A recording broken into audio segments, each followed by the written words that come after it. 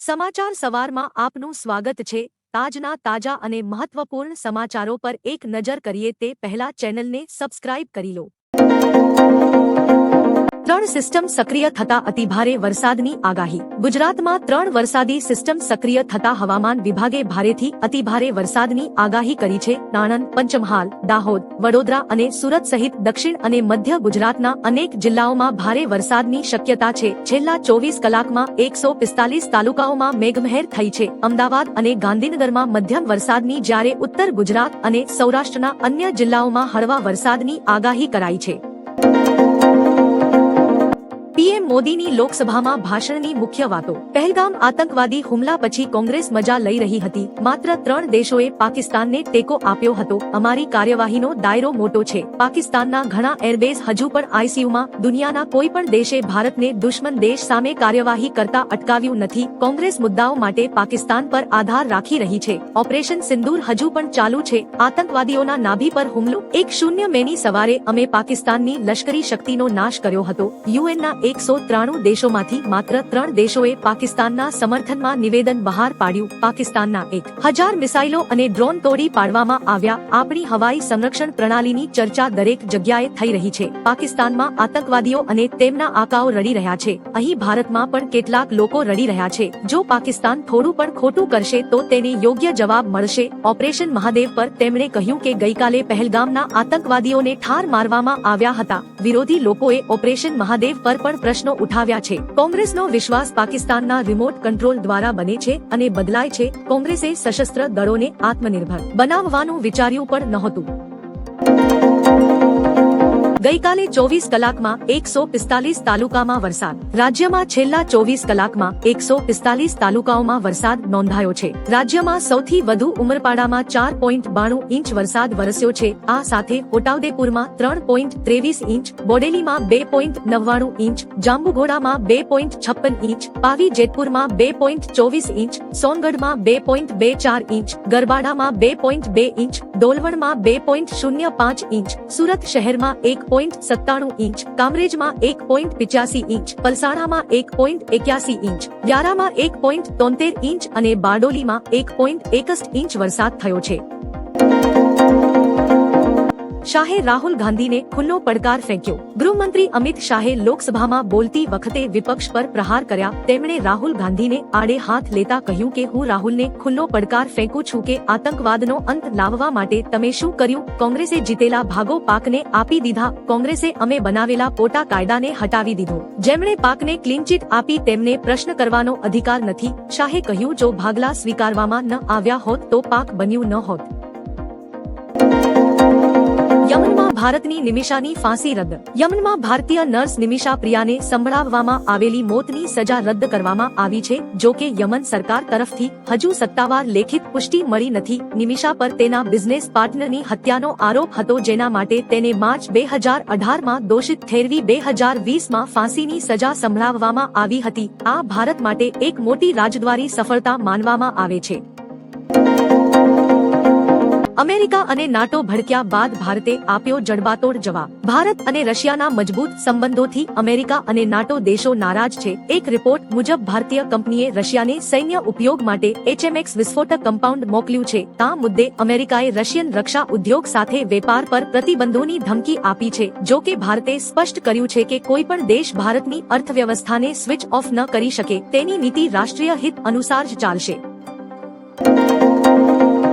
અમિત શાહનો નહેરુ પર ગંભીર આરોપ। લોકસભામાં કોંગ્રેસના પ્રશ્નો પર શાહે કહ્યું કે વિપક્ષને પ્રશ્નો કરવાનો અધિકાર નથી। તેમને નહેરુ પર આરોપ લગાવતા કહ્યું કે સરદાર પટેલના વિરોધ છતાં પંડિત નહેરુ યુએન ગયા 62ના યુદ્ધમાં શું થયું? અક્સાઈ ચીનનો 30,000 ચોરસ કિમી વિસ્તાર ચીનને આપવામાં આવ્યો। તેના પર નહેરુજીએ ગૃહમાં કહ્યું કે ત્યાં ઘાસનું એક પત્તું પણ ઉગતું નથી। તે જગ્યા શું કામની? તે જગ્યા મારા માથા જેવી હતી તો માથાને પણ ચીન મોકલી દઈએ। રાજકોટ ઇન્ટરનેશનલ એરપોર્ટ પર કાર્ગો સર્વિસની મંજૂરી મળી। આજે રાજકોટ ઇન્ટરનેશનલ એરપોર્ટ પર કાર્ગો સર્વિસની મંજૂરી આપવામાં આવી છે। હવે રાજકોટના વેપારીઓ માટે સારા સમાચાર એ છે કે આ વેપારીઓને માલ સામાન વિદેશ મોકલવા માટે હવે અમદાવાદ નહીં જવું પડે। જૂના ટર્મિનલ બિલ્ડિંગમાં કાર્ગો સર્વિસ શરૂ થશે। કેન્દ્રના એવિએશન ડિપાર્ટમેન્ટે આને મંજૂરી આપી છે। આઈએમડીએ ખેડૂતોને આપ્યા સારા સમાચાર। હવામાન વિભાગના જણાવ્યા અનુસાર અત્યાર સુધીમાં સામાન્ય કરતા 8% વધુ વરસાદ પડ્યો છે। ખેડૂતો માટે ખુશીની વાત છે કે આ વરસાદ ખરીફ પાક માટે ખૂબ જ સારો છે।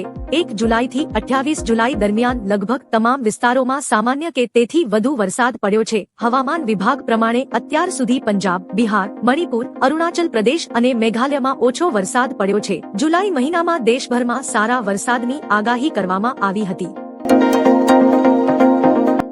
સૂર્ય પશ્ચિમથી ઉગે છે તો વિપક્ષ કહેશે હા। કેન્દ્રીય મંત્રી અનુપ્રિયા પટેલે કહ્યું કે જે આતંકવાદીઓ દાયકાઓથી પાકિસ્તાનમાં બેસીને કાવતરું ઘડી રહ્યા છે તેઓએ કલ્પના પણ નહીં કરી હોય કે આટલી કડક કાર્યવાહી થઈ શકે। વિપક્ષના મિત્રો કહી રહ્યા છે કે અમેરિકી રાષ્ટ્રપતિએ આ કહ્યું તે કહ્યું, જો કાલે તે એમ કહેશે કે સૂર્ય પશ્ચિમમાં ઉગે છે તો વિપક્ષના મિત્રો આ પણ માની લેશે। અમેરિકાની ધમકીઓ છતાં સરકારે S-400 ખરીદ્યું। આ સરકાર કોઈના દબાણમાં આવવાની નથી।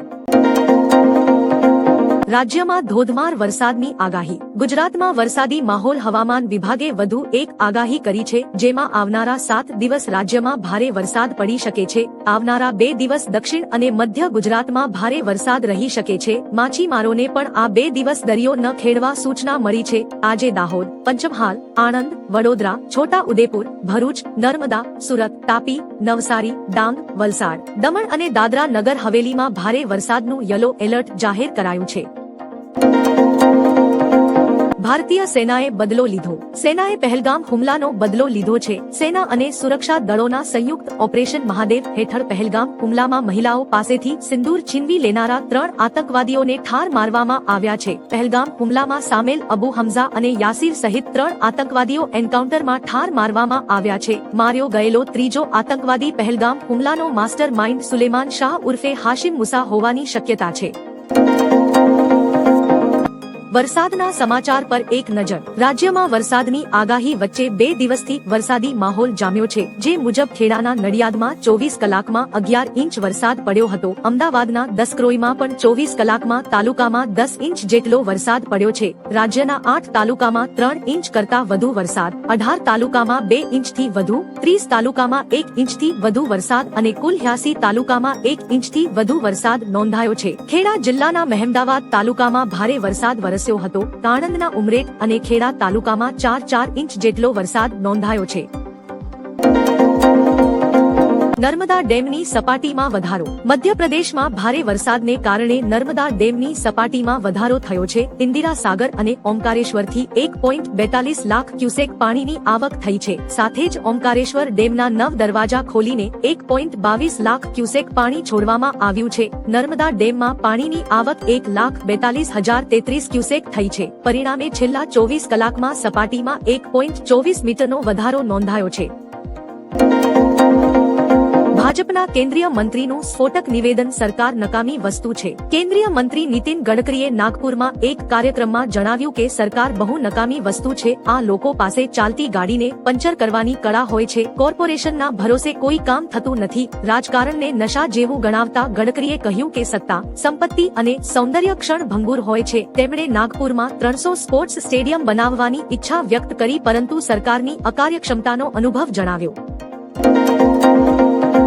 સીએમ ભૂપેન્દ્ર પટેલે કરી અચાનક બેઠક। છેલ્લા 24 કલાકમાં ગુજરાતના અનેક ભાગોમાં ભારે વરસાદ પડ્યો છે જેના કારણે ખેડા અને અમદાવાદ જેવા વિવિધ જિલ્લાઓમાં સામાન્ય જનજીવન ખોરવાઈ ગયું છે। આ બધા વચ્ચે મુખ્યમંત્રી ભૂપેન્દ્ર પટેલે ગાંધીનગરમાં રાજ્ય કટોકટી નિયંત્રણ કેન્દ્ર ખાતે બેઠક યોજી હતી જેમાં સીએમ ભૂપેન્દ્ર પટેલે બધી પરિસ્થિતિનો તાગ મેળવ્યો હતો। સાથે તમામ જિલ્લા કલેક્ટરોને એલર્ટ મોડ પર રહેવા કીધું છે।